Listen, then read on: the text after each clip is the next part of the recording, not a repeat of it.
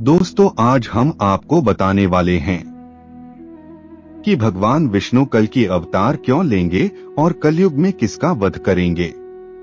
तो अगर आपको ये समझना है कि भगवान विष्णु कल की अवतार ले लिया है या लेने वाले हैं और इस कलयुग में भगवान विष्णु किसका वध करेंगे, ये सारी जानकारी जानने के लिए आप वीडियो के अंत तक बने रहे। तो चलिए शुरू करते हैं। लेकिन उससे पहले जानते हैं भगवान विष्णु इस कलयुग में क्यों आएंगे, कल की अवतार कली पुरुष का अंत कैसे करेंगे।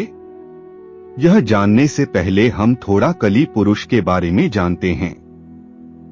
कली पुरुष के जन्म के रहस्य को जानने के लिए हमें इस युग से सृष्टि के रचना स्रोत के समय में यानी सतयुग में जाना होगा। मित्रों, सतयुग में समुद्र मंथन की कहानी आप सबने सुनी होगी। समुद्र मंथन के लिए मंदराचल पर्वत को गरुड़ देव ने अपनी चोंच में उठाकर क्षीर सागर में रखा और सर्पराज बासुकी को उस पर्वत में लपेटकर रस्से के रूप में प्रयोग किया गया। समुद्र मंथन विष्णु पुराण।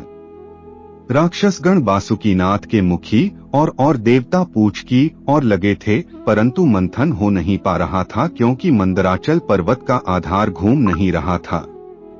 तब भगवान विष्णु ने कछुए का अवतार लेकर मंदराचल पर्वत को अपनी पीठ पर रखा। इस प्रकार समुद्र मंथन की शुरुआत हुई। उसमें बहुत सारे कीमती आभूषणों के साथ पहले हलाहल नामक तेज विष निकला। भगवान विष्णु को इस विष के बारे में पहले से ही पता था। उन्होंने देवताओं को इस बारे में पहले इसलिए नहीं बताया क्योंकि वह जानते थे अगर उन्होंने देवताओं को इस विष के बारे में बता दिया तो वह विष के कारण इस मंथन को नहीं करेंगे। इसलिए उन्हें सिर्फ अमृत के बारे में बताया गया। अब क्योंकि हलाहल विष निकल गया था और सभी इसके प्रकोप से सब मूर्छित होने लगे, परंतु शर्त के अनुसार इसे आधा देवताओं को और आधा असुरों को पीना था, परंतु दोनों में हलाहल विष के इस तेज को सहन करने की शक्ति नहीं थी। फिर भगवान भोलेनाथ ने भगवान विष्णु के कहने पर विष का पान किया। कली पुरुष का जन्म कैसे हुआ, परंतु इस विष के तेज से भोलेनाथ जलने लगे।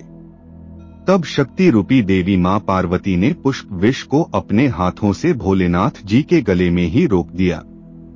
इस विष के प्रभाव से भोलेनाथ का कंठ नीला पड़ गया।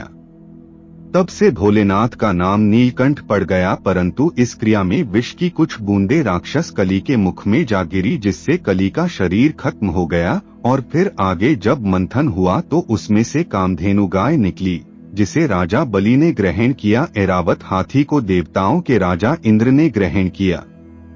कौस्तुभ मणि और शंख को भगवान विष्णु जी ने धारण किया और संजीवनी बूटी को इस पृथ्वी लोक पर सुरक्षित स्थान पर स्थापित किया गया। यह वही संजीवनी बूटी था जिसे रामायण काल में लक्ष्मण जी को दिया गया था। इसके बाद धन संपदा लेकर लक्ष्मी जी निकली। लक्ष्मी जी ने खुद विष्णु जी को ग्रहण कर लिया। चंद्रमा निकली तो भोलेनाथ जी ने ग्रहण कर लिया। कली पुरुष अमर कैसे हुआ? अंत में भगवान धन्वंतरी अपने हाथों में अमृत कलश लेकर निकले। इस अमृत कलश की देवता और राक्षस छीना झपटी करने लगे और इसी छीना झपटी में अमृत की कुछ बूंदें समुद्र में और कुछ उज्जैन, नासिक, प्रयागराज में गिरी। और कहा जाता है कि हर 12 वर्ष पर फिर से वह अमृत प्रकट होता है और उस वक्त स्नान करने से रोग दोष दूर हो जाते हैं। और इसी अमृत की कुछ बूंदें कली पुरुष के मुख में गिर गई, जिससे वह फिर से जीवित हो उठा, परंतु वह भौतिक रूप में न आ सका। वह बिना शरीर के जीवित हो गया और अमृत की बूंदों से अमर हो गया। कल की पुराण के अनुसार कलयुग के अंत समय में कली पुरुष अपने भौतिक रूप में वापस आ जाएगा। कली पुरुष अभी अपने भौतिक रूप में नहीं है, परंतु उसने अपनी शक्तियों से सारे मनुष्य को अपने बस में कर रखा है।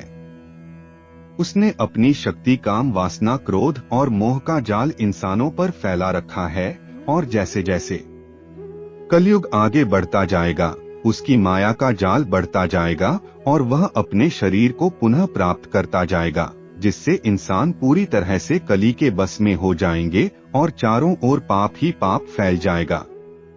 और कली पुरुष को ही खत्म करने के लिए भगवान विष्णु